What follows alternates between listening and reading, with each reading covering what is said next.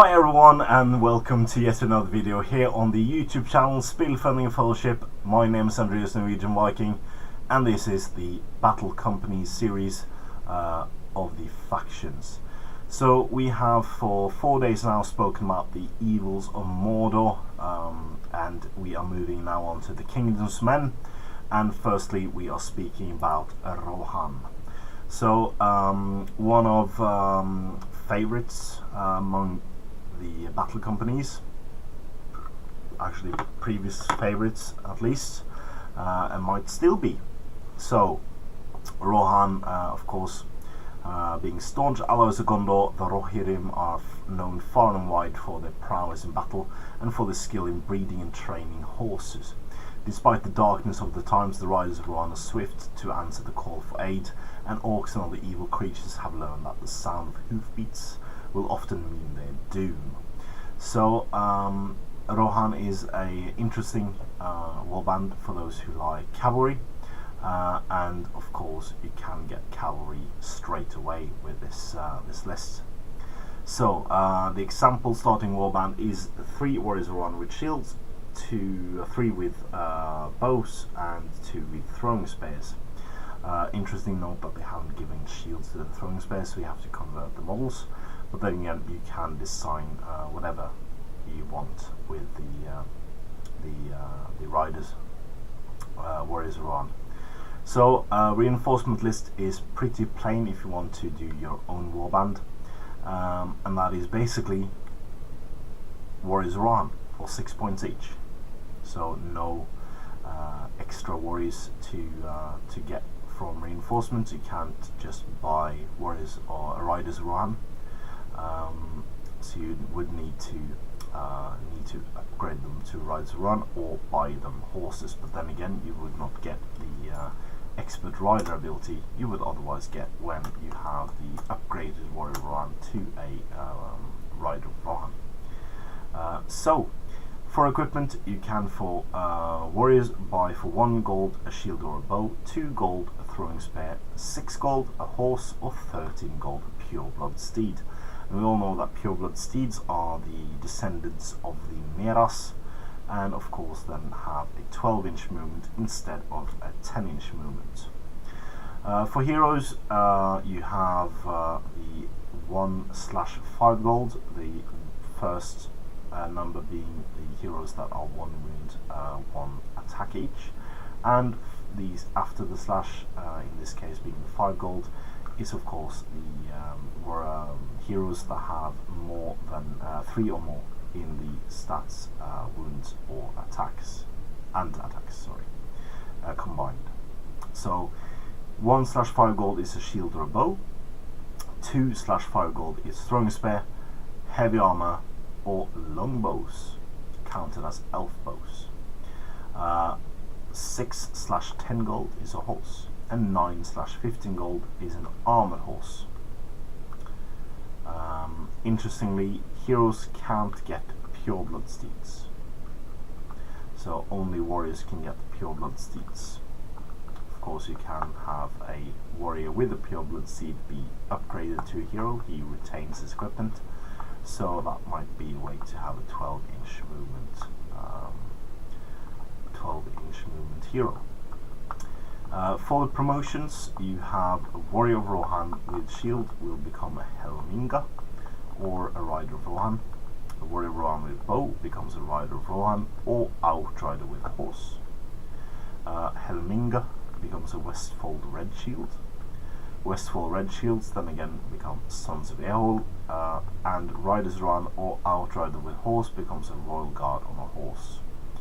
So you have no way to get royal guard on foot in this incarnation of battle companies.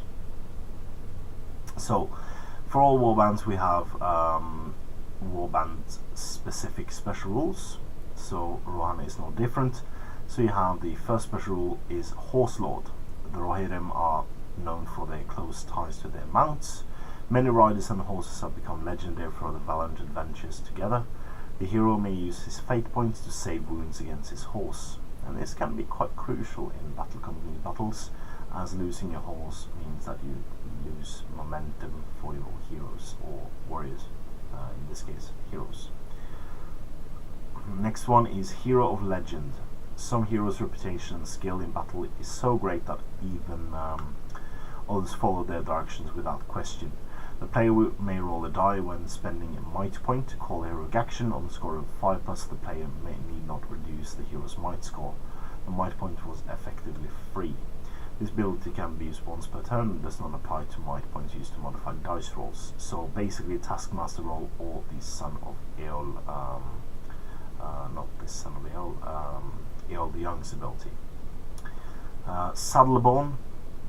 The hero has an uncanny connection with his horse, able to push it beyond its normal limits of excitation and quickly react to the flow of battle. Whilst mounted, the hero always counts as having rolled a 6 on a jump or thrown rider shot. So this is basically the one critique that Rohan battle companies got before, and that was that heroes could not get the expert rider ability. Saddleborn is basically expert rider, and thus a hero can become as good as a rider of Rohan with purchasing this ability. Next one is here we go, Pureblood Steed. So you can, of course, as a skill, buy a Pureblood Steed. The hero is given a handsome horse with pure bloodlines. It is able to quickly maneuver and speed across the Rohan, even if weighed down with protective armor. The Pureblood Steed is an armored horse with a move of 12, so you get best of both worlds, both armored and has a movement of 12. If the hero already has a horse, the Pureblood Steed replaces the previous mount. Should the Pureblood Steed die on the mount injury table, the hero may purchase a replacement for the cost of an unarmored horse. So whilst having this ability, you basically have the chance to buy unlimited Pureblood Steeds for the cost of 6/10 gold. So that's awesome. Next one is a Red Shield of Westfall. So this is not the Westfall Red Shield's ability with +1 fight. This is the Red Shield of the Westfall. The Red Shield of the Westfall has been born to battle by many valiant warriors in defense of Mark, most famously by Erkenbrand himself.